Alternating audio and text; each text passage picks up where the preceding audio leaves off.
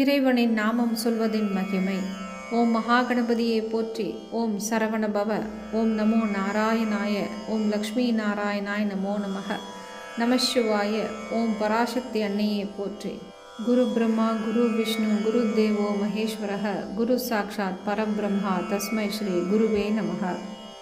இறை நாமம் சொல்வதே இக்கலியுகத்தில் நம் கர்ம வினைகளை தீர்த்து கொள்ள கொடுக்கப்பட்ட ஒரே சுலபமான வழியாகும். எந்த காரியத்தில் தடை இருந்தாலும் அல்லது ஒரு வேலையை துவங்கும் முன் 108 முறை உங்கள் மனதிற்கு பிடித்த இறை நாமத்தை சொல்லிவிட்டு செல்லுங்கள். இந்த பழக்கத்தை படிப்படியாக தினமும் சொல்ல முறைப்படுத்துங்கள். இன்னும் எளிமையாக புரியும்படி சொல்ல வேண்டுமானால், காலை நம் அன்றாட வேலைகளில் ஏதேனும் சிரமங்கள் வந்தால் 108 முறை நாமம் சொல்கிறேன், இந்த காரியத்தை வெற்றிகரமாக நடத்தி கொடுங்கள் ஆண்டவனே என்று வேண்டிக் கொள்ளுங்கள். நிச்சயமாக மாற்றம் தெரியும்.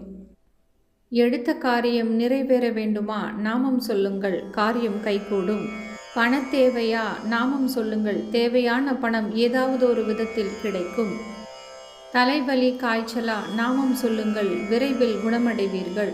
சண்டை சச்சரவா? நாமம் சொல்லுங்கள், சட்டென்று வேறு மாற்றம் நடந்து சண்டை அமைதியாகிவிடும்.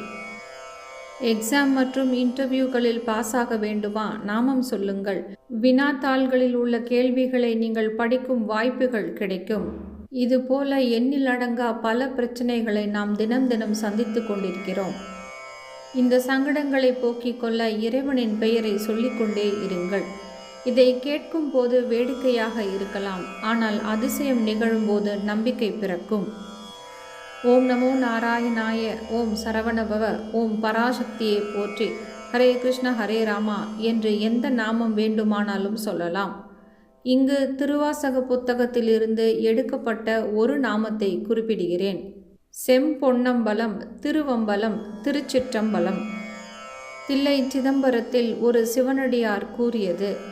இந்த நாமத்தை ஒரு முறை கூறினால் திருவைந்தெழுத்தை, அதாவது நமச்சிவாய மந்திரத்தை 21,600 முறை கூறிய பலன் கிடைக்குமாம். இறை நாமத்தை கூறி நாமும் பலனடைவோம். செம்பொன்னம்பலம் திருவம்பலம் திருச்சிற்றம்பலம். செம்பொன்னம்பலம் திருவம்பலம் திருச்சிற்றம்பலம். செம்பொன்னம்பலம் திருவம்பலம் திருச்சிற்றம்பலம். இக்குறிப்பு கோவை அரண்பணி அறக்கட்டளை அவர்கள் வெளியிட்ட திருவாசக புத்தகத்தில் இருந்து எடுக்கப்பட்டது. தென்னாடுடைய சிவனை போற்றி, எந்நாட்டவர்க்கும் இறைவா போற்றி.